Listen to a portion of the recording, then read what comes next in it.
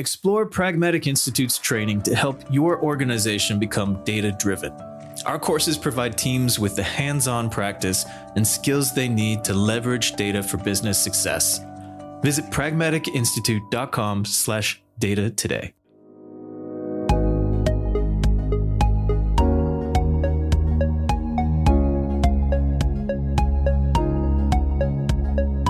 Welcome to Data Chats, a podcast by Pragmatic Institute and the Data Incubator, where we tackle data topics and trends with experts, industry leaders, instructors, and alumni.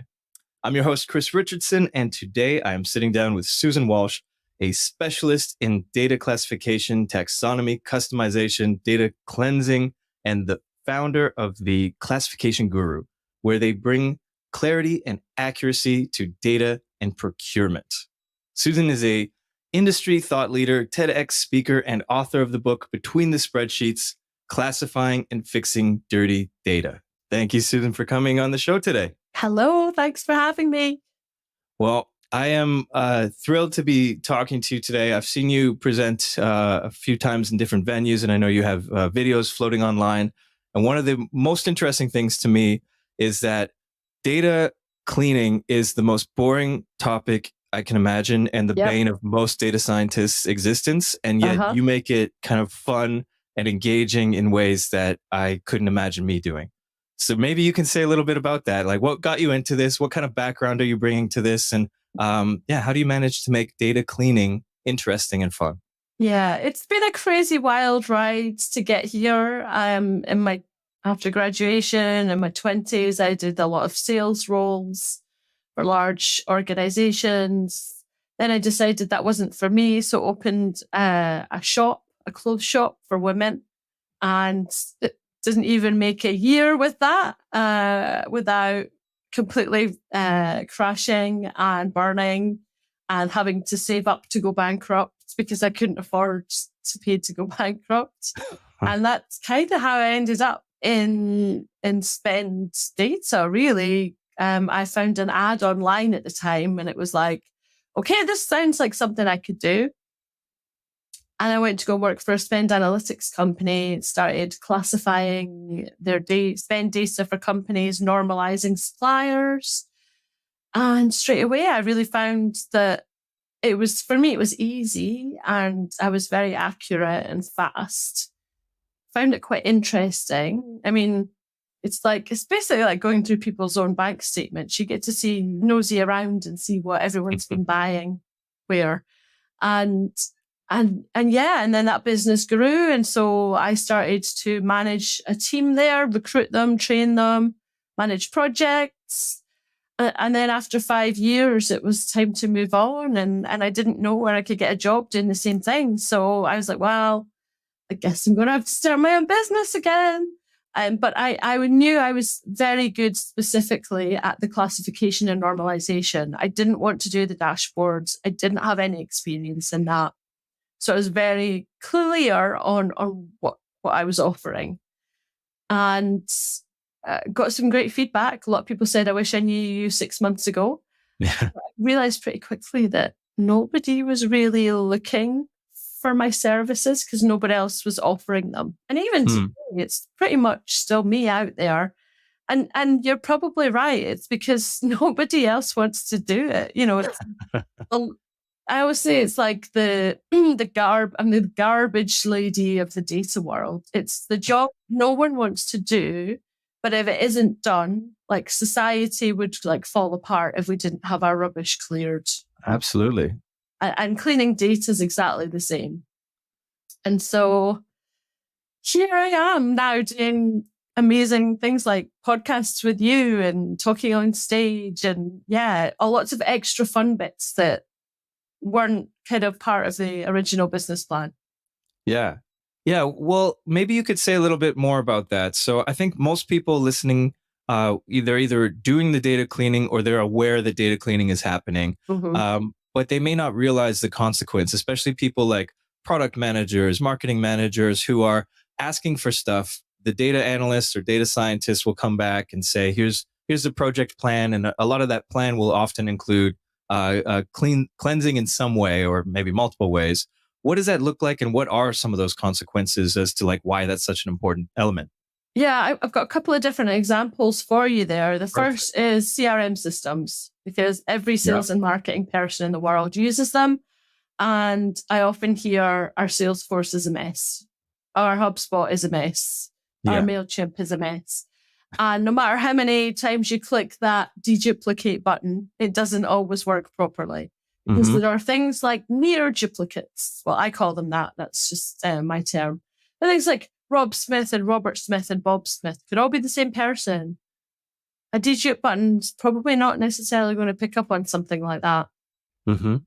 And if you've got company names in there, imagine if they've been bought over and changed names, but it's still sitting under the old name. I mean, I have seen IBM listed as International Business Machines still to this day. Yeah. That's just like someone coming out of uni is not going to know that International Business Machines is IBM. Mm. They just wouldn't. And so things like that mean that people end up creating extra records. So you might have 2 or more versions of the same person or company, and you've got notes and updates in one, and you've got some notes and updates in the other. So you're never really seeing the full picture of what's going on with that particular person or client or customer. So not only is that wasting time, you could have 2 people trying to contact the same person. That's just going to really annoy them and make them ignore you. Yeah. It's wasted money. It could be wasted mailings and things like that. So that the cost and time effort can be huge. And that's just one thing. Another thing that I did for a marketing department of a manufacturer who sells like in retailers all over the world is they buy their marketing data from Nielsen, from Kantar, from Asda, Tesco here in the UK. And each different data source names the brand name slightly differently, categorizes the product, the same product, but differently in each data set, even though it's the same thing. And so when they try to pull that data together, they don't have a full picture of what's going on in the market.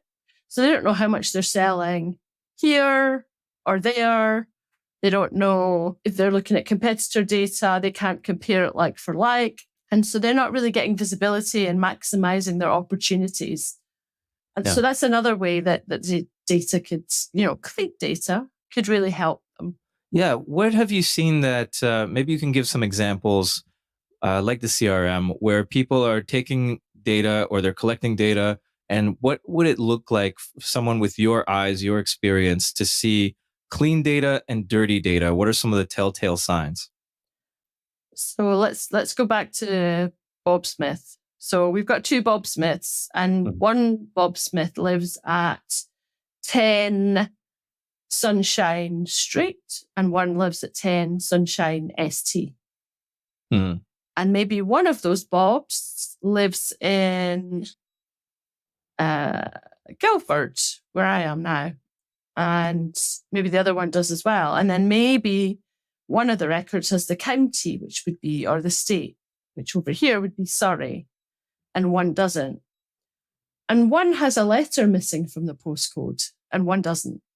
And one has a number missing from the phone number, and one doesn't. And maybe there's 2 different email addresses there as well in those 2 records. And so that's a classic example of the kind of things that we see every day and are happening in every organization. You can't stop it, but you can minimize it. And what does it look like to minimize it? Because as you say that, I'm thinking like, yeah, if I were looking at a list, I could easily do that, put that together. But if I had 1 million entries and there was a certain percentage that looked like that, where would I start? I mean, give us a call, really. But if you can't do that, the best method is prevention rather than cure. So if you can train your team to input data the correct way at the start, then that is half the battle. And one of the things that I always say is make sure your data has its coat on, like a jacket. And so that means that, first of all, your data's got to be consistent. So we're using the same units of measure, the same date formats, the same language, the same procedures to enter things. If we're using abbreviations, let's have a list so that people can follow the same pattern. Of course, it's got to be organized too. So categorize that data in a way that you need it, whether that's by state, by region, by country, by business unit, by person. Have that there ready to go. And of course, it's got to be accurate as you possibly can get it. And in different areas of the business, that will mean different things. Accuracy in sales and marketing might be, we have to fill these data points for a customer. Whereas financially, you have to be 100% accurate. You can't be a little bit wrong. So once you've got your consistent, your organized, your accurate data, then you've got your trustworthy data. And that's the biggest thing that I hear is we don't trust our data. So by getting that data coat on and keeping it on through maintenance and checking, you're going to minimize the errors and the things that are wrong. But obviously that's in an ideal world. You still have data that's sitting there that is messy. There are a number of tools out there. And honestly, it really depends on the type of data you have, what your needs are. So, go and research. We tend to clean with a mixture of automation and manual process, because sometimes there are some parts that you just can't pick up with software. And I mean, I cleaned a 2.3 million row database down to 1.3 million rows in about a week on my own. So, I mean, it's not that bad. I mean, I obviously know what I'm doing, but that's why I've written a book to share all that wonderful knowledge with everybody, because at the end of the day, I'd love to put myself out of business. I would love for everyone to be managing and looking after their own data. I think we're a long way off that. And I think one of the other things is when you're talking about inputting data, most of the time, it's not data professionals that are doing it. It is your sales and marketing people. It's your receptionist. It's the CEO. They're people who don't know and understand data, and it's hugely intimidating for them. And so that's why I came up with the data code. It's friendly. It's kind of fun. That's why I try to make posts interesting, because I genuinely find it fascinating and interesting what we do. And just how, I guess, lazy some people can be when they really can't be bothered to look at things properly. The number of ways I've seen travel spelt incorrectly is unbelievable. People's expense reports. It's like, guys, and it's because they think, oh, it doesn't matter. No one's ever going to look at it. But guess what? People are looking at it. It does matter. Yeah, and that's a great point. Is first of all, travel is interesting because you're talking to a Canadian who lives in the United States, and I'm speaking to someone in the UK. A Scot that lives in England, yeah. Yeah. So there are obviously different ways to spell travel, like going traveling, things like that. But date formats is a good one. Which? Date formats. I love doing webinars because US versus everywhere else with measurements. Yeah. You would think that it was just that, but literally I have done webinars with people from the same organization. And if you ask them to put how they format their dates in the chat box, you will still get at least 3 or 4 different versions. And that's within the same company. It's crazy. Actually, I do remember you doing like a webinar where you asked people, I think, to put in their birthdays or something like that, and got a bunch of different replies, right? So you may see May 16, you may see 5/16, 16/5, all these kinds of things. And then it's dashes, slashes, or dots, or no separators at all. There's so many different ways to write a date.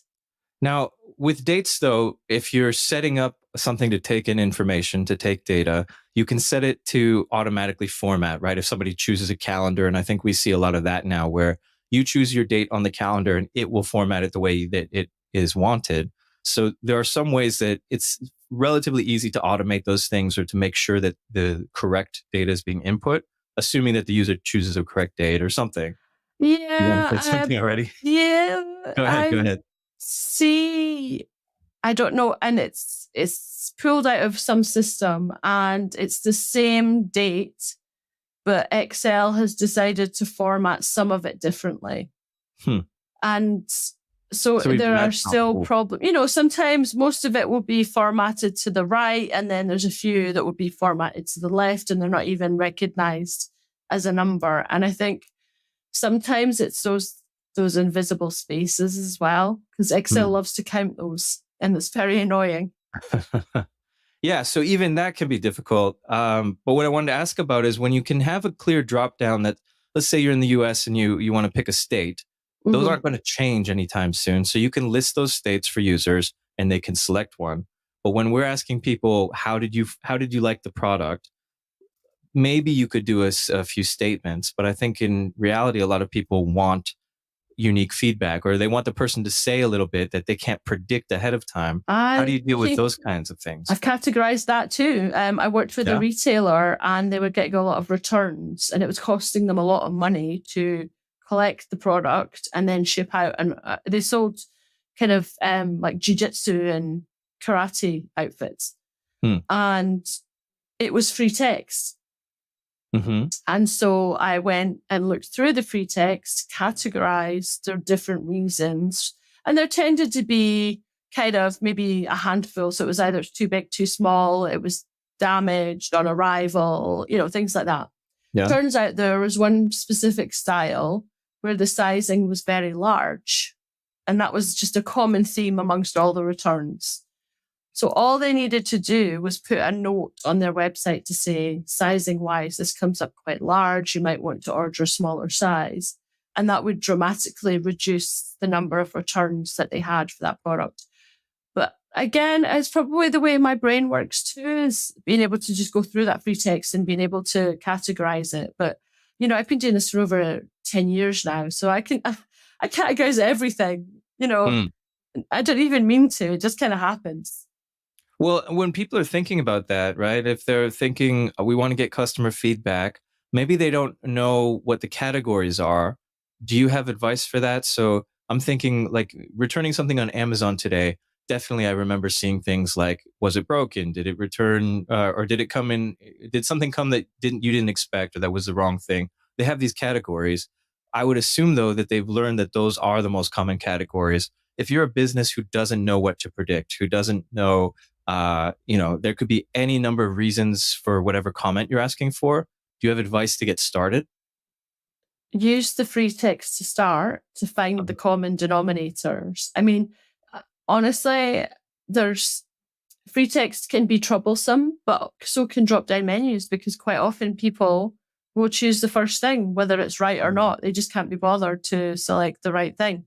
So you have to, I've heard of in procurement, people saying, oh, we had our highest spend was under miscellaneous. The whole business, the whole entire business's spend, the majority of it was sitting under miscellaneous, because people were just like, oh, just throw it under here. So you have to be careful of that as well, that it's not misleading you down a different path. Yeah. And then, so what are some of those other elements that you would think about either before you're setting up, like to prepare to collect data, or maybe afterwards? What comes to mind as, things that people should really be thinking that they often don't? What do you want to know? Don't collect information that you don't need. So what's your outcome of this information? Are you going to develop new products? Are you going to just try and save some money? Are you looking at what your performers are? Are you looking at why things are being returned? Look at what it is you want to find out, and then think about questions that you can ask you can get as much information in as few questions as possible, because most people do not want to answer a lot of questions. Yeah, that's a good point. I wonder if you have any thoughts. Something I've been thinking about recently is that with all the data, with all the AI, with all just people know how important data is or how valuable it can be. So I feel like every contact I make in any situation is asking me to fill in feedback, which just kind of gets overwhelming. And for those who can't see like the visuals, I see you rolling your eyes because everyone would deal with that, right? So I wonder if you have thoughts on best practices, because I think in an ideal world, we would just know everything. If we're in a business that wants to sell to customers, you want to know everything about your customers, but you don't want to annoy your customers. So what have you seen work or not work? So actually, from my point of view, that's a bugbear of mine as well. Recently, there's been several clients or potential clients that have asked me to fill in IT security forms all through this one platform. Mm-hmm. Now, I've had to do it 3 separate times. Yeah. This platform could be saying to me, okay, this is kind of what our clients generally want to know. Can you fill this basic information in? They could just take that whenever they want it, and then anything else extra, they could ask me. But what happens is I have to fill out the same information every time. And it literally takes hours to fill out these forms. Yep. So if we are talking about filling out forms for similar things, let's have a repository. Here's my basic details that you might need. What else do you want to know? Mm-hmm. And then it remembers it. And so you don't have to answer that the next time, because the next company could just go and find that in this one place. Everyone's trying to do the same thing, but all over in different places, rather than centrally. Yeah. No, that makes sense. I also wonder though, how often do you, in the work that you're doing, think about have to come up against things like GDPR and privacy concerns? Like, is that something that data cleaning and the things that you're doing fit into, or is that usually before or after? A lot of the work we do is with financial data, so it's sensitive information, but it's not personal information. But we do work with CRMs and we do clean personal information, and the way that we kind of deal with that is it's the client will drop that in a secure folder. Only myself and one other person in the business will have access to that whole file. When the team are cleaning, they'll get a portion of the file, but they never get the whole file and they don't get all the data. And so, we can use password protection. Everyone's got multi-factor authentication. And it's about being aware. We have weekly meetings and I talk about spam emails all the time, because I've had emails from myself and I'm like, no, that's not me. So it's about being careful, but actually being a smaller business, we're actually probably safer because we don't have hundreds of people who are at risk of clicking on a link that's going to lead to ransomware or hacking or anything like that. Yeah, that's a good point. So fewer people at least is less vulnerable. Yeah, but also,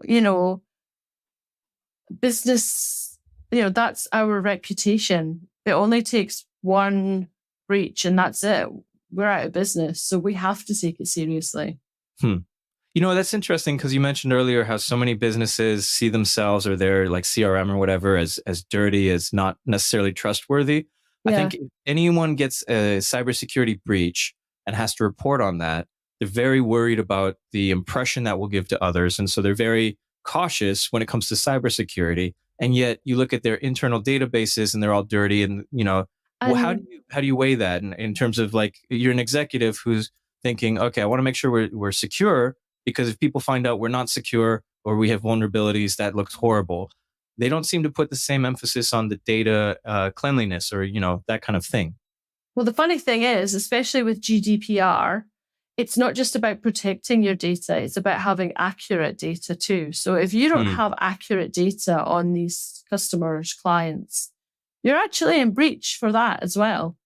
Interesting. So that should be a kind of motivational thing right there. Learn a proven approach for solving business problems with data in Pragmatic Institute's Business-Driven Data Analysis course. Elevate your impact by improving communication with stakeholders and delivering critical insights. Find out more and enroll at pragmaticinstitute.com/data. Unfortunately, what we see is these big companies just take the hit and take the fine, and we're talking millions of dollars or euros or pounds. But actually, I'd also say that it's sometimes the reputational damage can be far more costly than I find. Because, it takes years to build up a reputation. And as we all know, it can be destroyed overnight. And it's very hard to come back from that. So it's about thinking about all the other consequences and letting your team know about that too. Yeah, I wonder if you could say a little bit more about teams, because people listening to this may be working at a relatively small company, or they may be working at something huge with, hundreds of million or hundreds of thousands of employees potentially. What do teams look like? Maybe there's different versions of that, but like, where would you fit into a team, and what have you seen work better when people are maybe either hiring you, getting your services, or they have other people in their organizations doing the cleaning? What does that tend to look like? Are they scattered? Is it one group that they, send the information to? What works best in organizations typically, or maybe at different sizes? It's communication is the biggest thing that is lacking. And this department doesn't talk to that department. I depending on the client, some like regular meetings, some don't. So we work with whatever works best for them. But, sharing problems, issues, and getting a resolution or an answer at a weekly meeting is much easier than waiting till the end of the project and being like, oh, didn't know this. And actually you find out if you'd known it at the start, it would have saved you like a week of time. So communication is definitely a big thing. Something that because I have my own team as well. So again, it's about the data code. So it's making sure that everybody's consistent in what they do. And we have a kind of 3-check process. So the data gets split out between the team. They all do their own bits. It gets pulled back together. Someone reviews that whole data set and checks it, and then corrects any inconsistencies, anything like that. And then I will give it a final check as well. And then it goes out the door. And the reality is we've probably still missed some things, but we're making it as thorough as possible. And I think that's also something that people kind of do it the first time and let it out the door. And I'm a big fan of checking and checking again. Mm-hmm. That's where you can stop so many problems. Yeah. So when you're checking, what kind of things are you checking, and how do you check? Because I can imagine somebody hiring you, they say, here are our categories. They seem self-evident, but I've often heard from people that the definition of, profit can be very different depending on the context. Mm-hmm. So I wonder how you check and how you would encourage others to, what does it mean to check? We use a tool called Omniscope, and I've developed a methodology for checking in that, but I have kind of reverse engineered that to be able to do that in Excel. Mm-hmm. And that's in the book. And it's all about interrogating the data in different ways. So I might look at number of classifications per supplier, first of all. And I might know that every supplier name that contains the words taxi should be sitting under level 1 travel. If there's anything that's in facilities or marketing, unless it's just got a random name, it's probably wrong. So I'm going to look for the obvious things first. So hotels, restaurants, taxis, solicitors, lawyers. Because you can generally tell if that stuff's really wrong, that you've got a bigger problem, a really big problem. Because if the obvious stuff's wrong, the not so obvious stuff's going to be really, really wrong. Mm-hmm. And then I'll do that with descriptions as well. Go through it that way and check. And most suppliers should have the same level 1. Not all, your IBMs, your Microsofts might have multiple different levels, but generally. And so we'll thoroughly go through it that way to check it. And then what are you finding if so obviously the correct categorization, but are there other elements that you're looking for? So we've talked about duplications or near duplicates, potentially miscategorizations. Are there anything else, other items that you're looking for? So normalization of suppliers is really important. So we'll often see, IBM, IWM, IBM Inc., IBM Limited, International Business Machines, PwC, P.W.C, PricewaterhouseCoopers. So we normalize those in a new column to one name.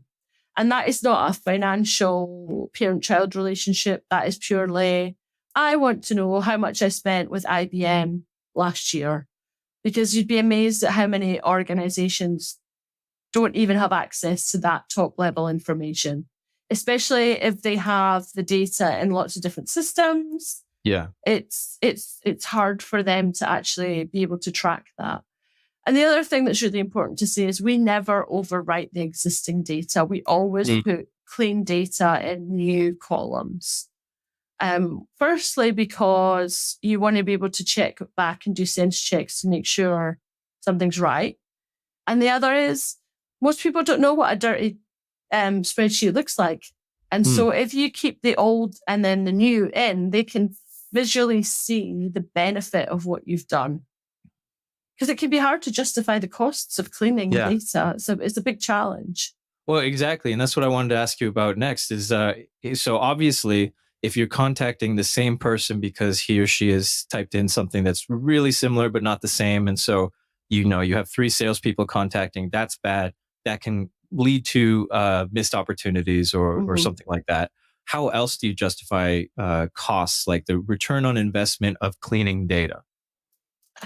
It can be hard because everyone has heard cost savings and time savings so many times. They're kind of immune to it. It doesn't have that impact anymore.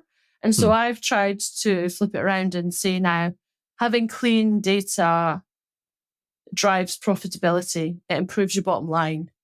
And it does that because, say, you're working with clients who are on projects, you might be charging X amount, and it might be taking your team this amount of time. But if you could suddenly improve the amount of time that the team's taking to work on the project, say even reduce it by like 60% or 40%, suddenly that's more profitable for your organization because you're still charging the client the same, but you're internally being more efficient. Now, surely that's something that I would hope would grab the attention of lots of people within the organization. And then also working smarter.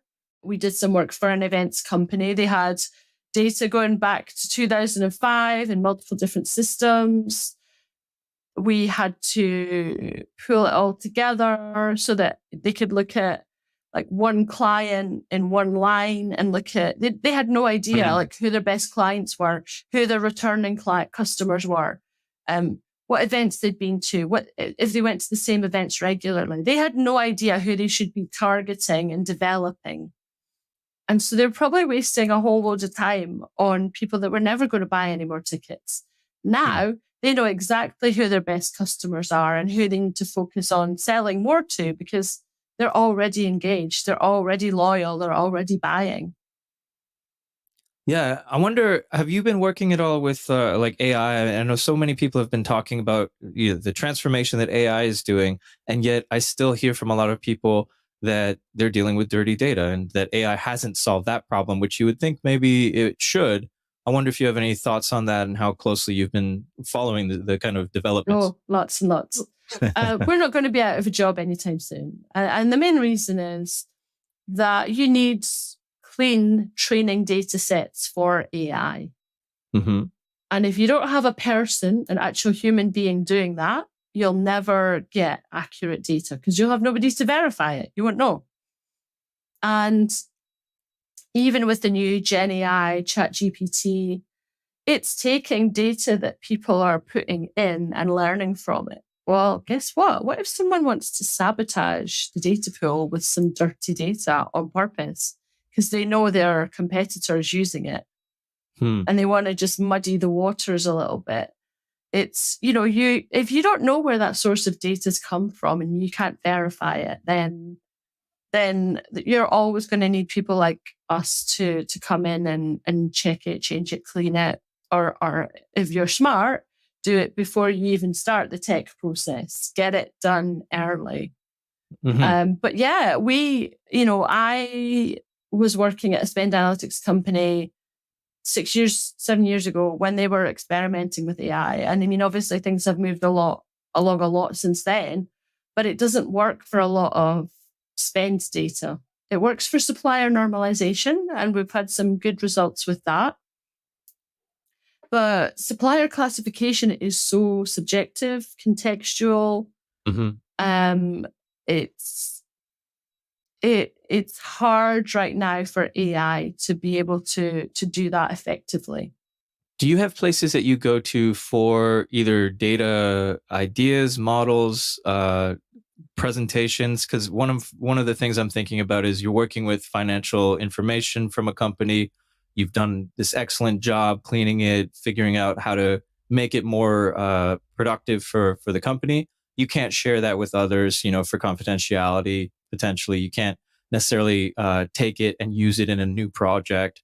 What do you do, or where do you get things that you would like maybe be able to point people to? We learn by failing and trying things and with what we do.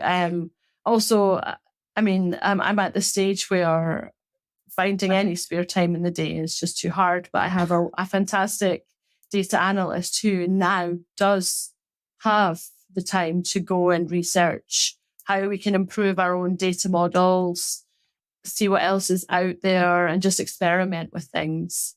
And that's how we do it. But if people are looking for dirty data sets or data sets to work on, there's I think there's Google data sets. There's also the gov.uk website. All the public sector data sets are available to have a look at.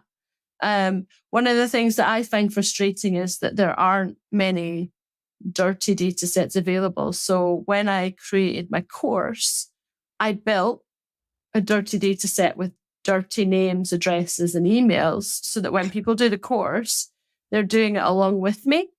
Mm. And they're actually kind of working on their own dirty spreadsheet too. So they're getting to deal with real life dirty data. And hopefully they'll go on to use a tool that will fix that, but they'll understand by doing that what dirty data actually looks like. Because sometimes we're using software, but we don't actually know if it's working or not, because we've never seen what it should look like or what it's supposed to look like.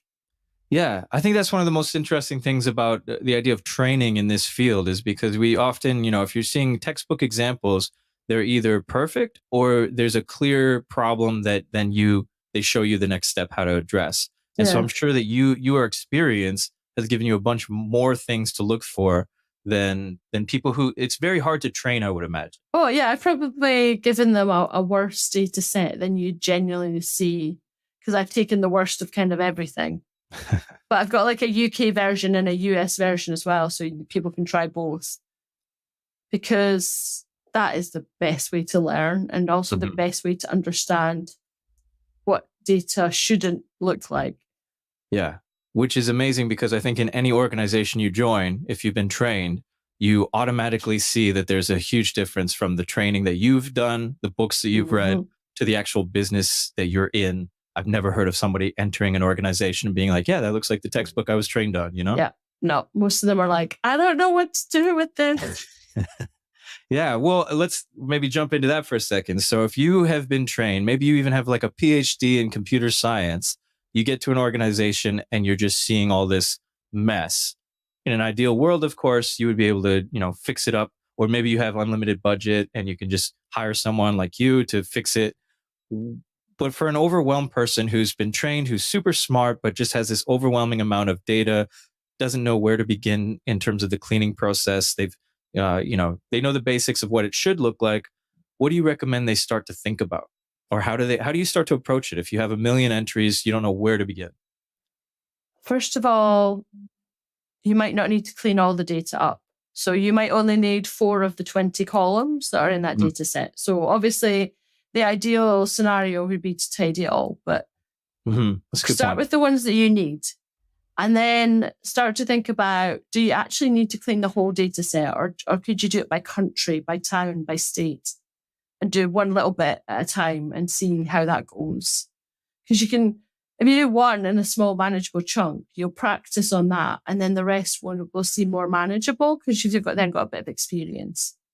Think about what it is that you need from the data set that you need to clean again. So there could be different ways to clean it. But I mean, things like formatting? Do you want uppercase, lowercase, sentence case? Standardize those things, because one of the things that is really what I find quite interesting is when I'm normalizing suppliers, I need it in all uppercase. But if I'm looking at addresses, I need it in sentence case.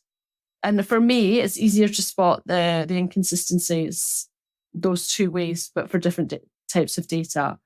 And find what works for you. Experiment a little bit. Factor in that cleaning time to every project you do. Like build that in. Add a couple of days on. If you and again, just try and find ways to do it in manageable chunks. Otherwise, it will feel quite overwhelming. If you're doing it in Excel is terrible with large volumes of data. It's getting better, but I still manage to crash it every other week. So which is why I don't use it too often. So yeah, it's working smarter. Maybe you're only getting asked to do something for sales and marketing, not the whole business. So maybe we just pull the sales and marketing data and work on that first. And then once you've done that, you might be able to build some master mapping lists that you might be able to apply to other areas of the business. And then you've saved yourself some time. Yeah. And I mean, time saving is one of those major things because we don't want to get sucked into doing most of this when you want to do some cool analysis that you're waiting to do, but you need the clean data for. I wonder go ahead. Yeah, I was just going to say, you have to accept that it's going to have to be done, whether it's by you or someone else. It has to be done. You can't avoid it. It's someone's job. Yeah, well, it's somebody's job, but like you said, a lot of people are not approaching it as that's the key to their job, and yet you've been able to go for it. You make it interesting. How have you done that, or what might you encourage others to do if they're saying this is a project, it's going to take me a week just to clean. I don't have the same personality as Susan to approach this in that way. What should I how do you motivate people, or what would you say? I bet you've got someone in your team that is like a Susan, who's a bit OCD, loves to just create order out of chaos. And I bet there's someone who would love to do it. And maybe we need to get out of these boxes of this is a data scientist, this is a data analyst, this is a team assistant. Maybe your team assistant is the best person to clean the data. Let's make the roles a bit more fluid and share the work. And if you enjoy it, it doesn't feel like work. It's half the battle. So find someone that does. Yeah. There is something very rewarding to seeing a clean data set. Isn't there just? There is. Yeah. And so I guess, is there anything else people should be thinking about? I know everyone kind of understands that cleaning is one of the first elements. Once you have a question or an objective, once you have a data source or multiple, typically cleaning is the next step. Is there anything people should be including more when they're setting out a project? You've already said you have to tell people it's going to take a little time. You have to dedicate that time to cleaning. But are there any other considerations or things that people should think about in their data process overall?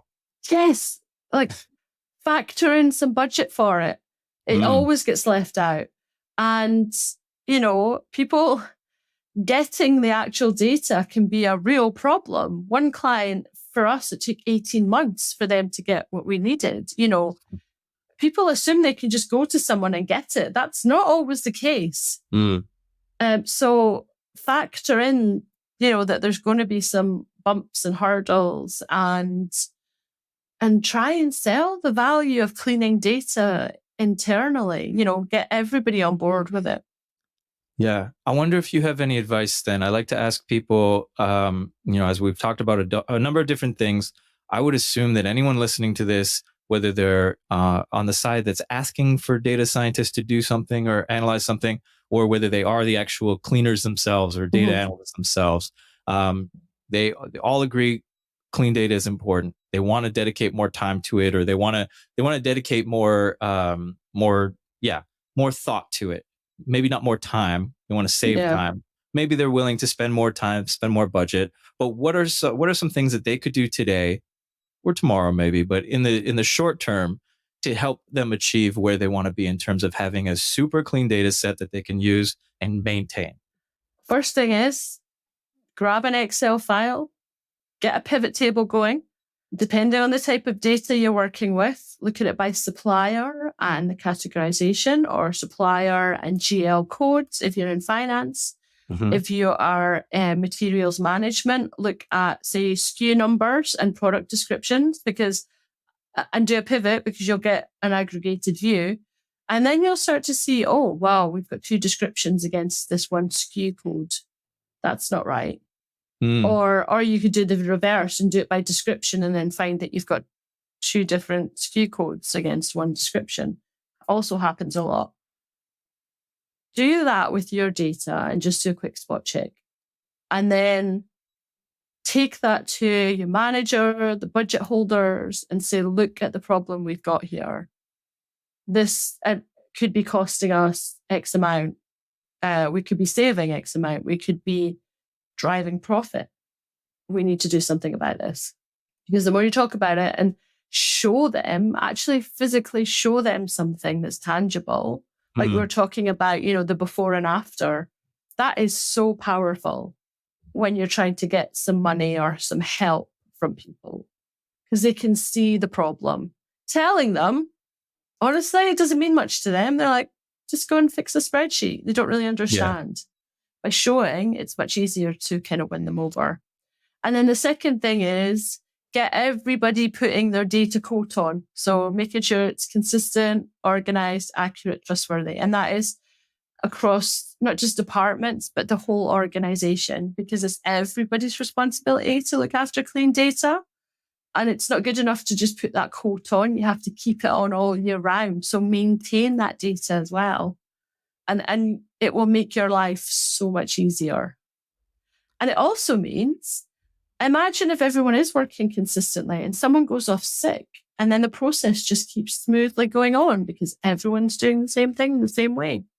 Someone else can take over their role and it'll be fine.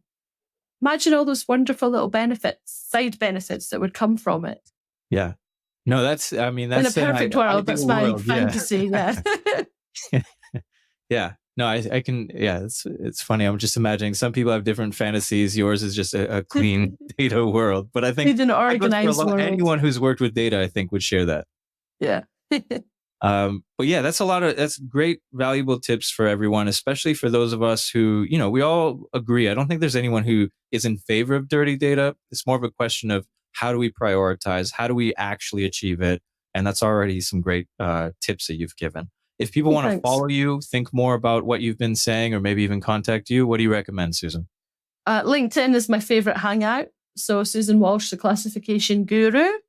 There's the website, theclassificationguru.com, and then you can get all the other links for various YouTube and etc. for there. But I think it's also important for us all to acknowledge that there is no such thing as a perfect data set, but it's about minimizing the errors. Yeah, which can lead to some huge results if we're all on the same page on that. Yeah. And who knows, it may be even a bonus for you if you manage to improve your team's performance. Yeah. And not only improve, but show it, as you said. I think that's a key factor there, being able to demonstrate. Well, Susan, thank you so much for joining Data Chats. I think you've given lots of people motivation, ideas, and something that they can start on if they haven't been doing it like immediately to see some significant results. Yeah, it doesn't have to be with fancy tech. You can literally do it with a spreadsheet. It's all about just making it, to start with, as easy as possible. Well, thank you so much, Susan. Thank you.